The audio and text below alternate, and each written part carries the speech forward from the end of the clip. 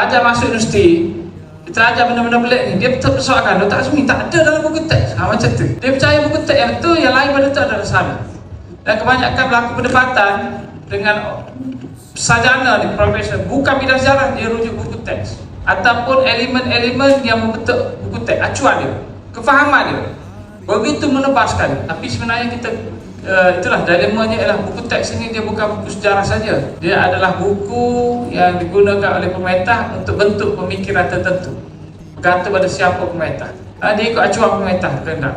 Walaupun tak dinafikan ada usaha lah yang dibuat. Saya ada masuk ni saya dapati sebenarnya dia panggil bicara cikgu-cikgu dan sebagainya untuk bentuk. Tapi kita dengar cikgu beri pandangan, saya giling kepala tentang sejarah. Contohnya, saya bagi contoh Melaka, sejarah Melaka dalam buku teks kata dua kan, ada catatan yang lama ni, KSSM.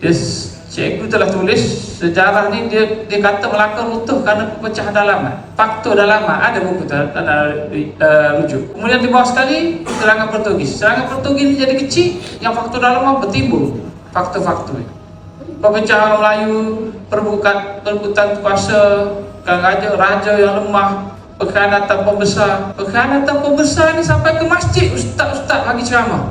Kita jatuh dulu, pembesar khianat pada Melaka. Ustaz ni popular, saya tegur.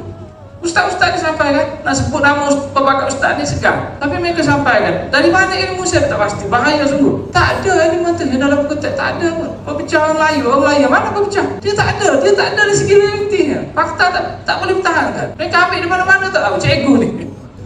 Kemudian kata Sultan Mahmud memetah secara kejam punca kejahatan Melaka. Sultan Mahmud tak ada dah masa Portugis serang Melaka. Apa kaitan?